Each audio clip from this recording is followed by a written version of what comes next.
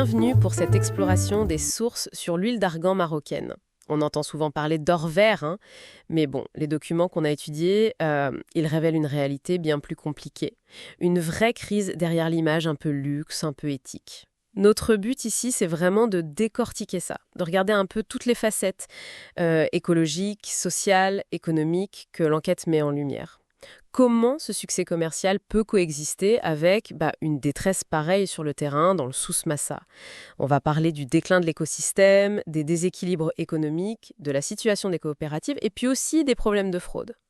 Alors commençons peut-être par l'écologie. L'arganarée, ce patrimoine UNESCO, rempart contre le désert, elle souffre. Ah oui, elle souffre énormément. La situation est très préoccupante. C'est une double menace en fait. D'un côté, le changement climatique. On ne peut pas le nier. Les sécheresses plus intenses, les températures qui grimpent, ça affecte la production de fruits, c'est direct. D'accord. Et de l'autre côté, il y a la pression humaine. Forte pression. Le surpâturage, par exemple. Ça empêche les jeunes arbres de repousser. La déforestation aussi, pour le bois, le charbon. Et puis il y a cette pratique, le gaulage. Le gaulage, c'est-à-dire? On frappe les branches, même fort, pour faire tomber les fruits même s'ils ne sont pas mûrs.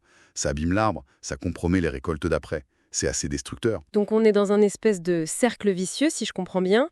La nature se dégrade, les gens sont plus précaires, et du coup ils surexploitent encore plus. C'est exactement ça. L'arganarée, elle perd son rôle de puits de carbone, de protection des sols contre l'érosion.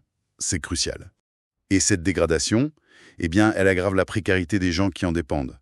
D'ailleurs, le CSES marocain, le Conseil économique, social et environnemental, a noté que 94% des habitants de la région voient bien cette dégradation. C'est pas rien. Et pendant ce temps-là, la demande mondiale, elle, explose. C'est ça qui est fou, non? On passe d'un produit de subsistance local à un marché mondial de centaines de millions de dollars. Les chiffres sont éloquents. De 36 tonnes exportées au début des années 2000 à presque 1400 tonnes en 2016.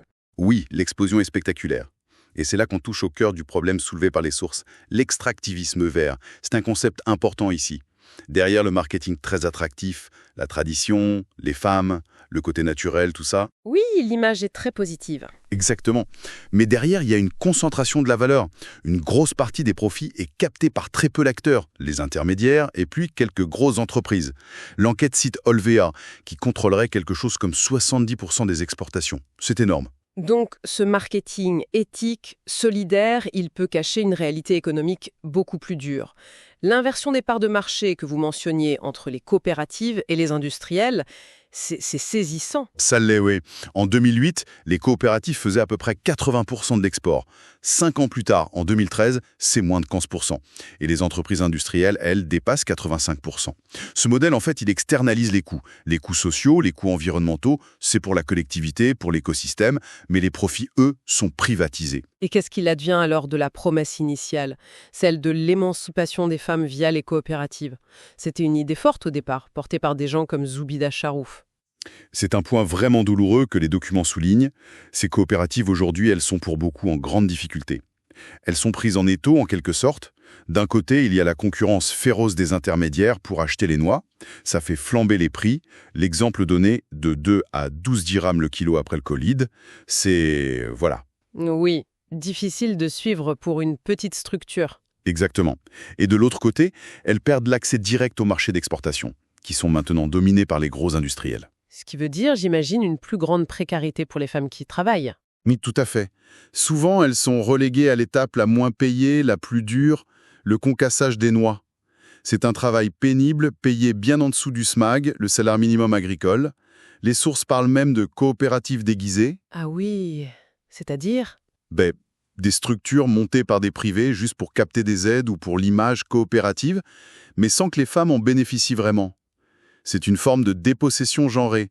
Les femmes perdent leurs droits d'usage traditionnels et parfois elles sont même en danger quand elles vont collecter les noix. Toute cette pression économique, sociale, ça doit ouvrir la porte à un autre problème qui est mentionné, la fraude, non? La tentation de tricher un peu sur la qualité. C'est un risque majeur, oui. Quand les prix sont si élevés et que la chaîne d'approvisionnement manque de transparence, ça incite à l'adultération, c'est-à-dire mélanger l'huile d'argan pure avec d'autres huiles moins chères. Et les labels, les certifications, ils ne protègent pas contre ça. Ils ont leurs limites. L'IGP Argan, l'indication géographique protégée, elle n'est pas très connue à l'international. Et les labels type bio, commerce équitable, ça coûte cher à obtenir, surtout pour les petites coopératives. Et parfois, les grands groupes les utilisent un peu comme un outil marketing, sans forcément changer les pratiques de fond. Le risque, à la fin, c'est que la confiance s'érode et que la valeur du vrai produit soit tirée vers le bas. Une sorte de nivellement par le bas, quoi. Et face à tout ça, les politiques publiques, le plan Maroc vert, la nouvelle stratégie Génération Green, est-ce qu'elles arrivent à inverser la tendance? L'analyse des sources est plutôt critique, en fait. Ces plans, ils ont beaucoup misé sur l'export, sur le modèle industriel, ce qu'on appelle le pilier I, axé sur les gros investissements. Du coup, ça a plutôt renforcé les grands acteurs. Ça n'a pas vraiment réglé les problèmes de fond, ni écologiques, ni sociaux. La réforestation, par exemple, c'est bien, mais c'est une solution technique un peu limitée si on ne change pas les pressions sur l'écosystème. D'accord. Et puis, il y a ce nouveau truc, l'arganiculture. Des plantations modernes, irriguées, ça pourrait marcher, mais ça risque aussi de marginaliser complètement l'arganarée traditionnelle, celle des communautés locales. Finalement, ce que ces sources nous montrent, c'est une crise qui est vraiment systémique. C'est comme si le succès commercial de l'huile d'argan avait, paradoxalement, nourri un modèle qui détruit ses propres bases, écologiques et sociales. C'est tout à fait ça. La leçon principale de ces documents, c'est que le modèle actuel, basé sur l'exportation à tout prix, sur le volume, est le problème. Chaque succès dans ce cadre-là semble empirer les choses sur le terrain. Donc les sources appellent à un vrai changement de paradigme. Il faut passer d'une logique où on extrait à une logique où on régénère, où on partage plus équitablement. Et ça passerait par quoi, concrètement? Lier la restauration de l'écosystème aux droits des populations locales, mieux encadrer les intermédiaires, garantir des salaires décents, surtout pour les femmes qui font le travail le plus dur, et puis assurer une vraie traçabilité pour qu'on sache d'où vient le produit. Ça nous laisse avec une question assez fondamentale, finalement. Est-ce qu'on peut réconcilier ce or vert avec ses racines ancestrales? Est-ce qu'on peut imaginer un modèle économique qui crée de la richesse, oui, mais qui soit aussi juste socialement et qui respecte cet environnement unique de l'arganarée? Ou est-ce que cette ressource est en quelque sorte condamnée à perdre son âme à cause de son propre succès? Voilà qui termine notre exploration des sources sur la crise complexe de l'huile d'argan au Maroc. Merci de nous avoir suivis.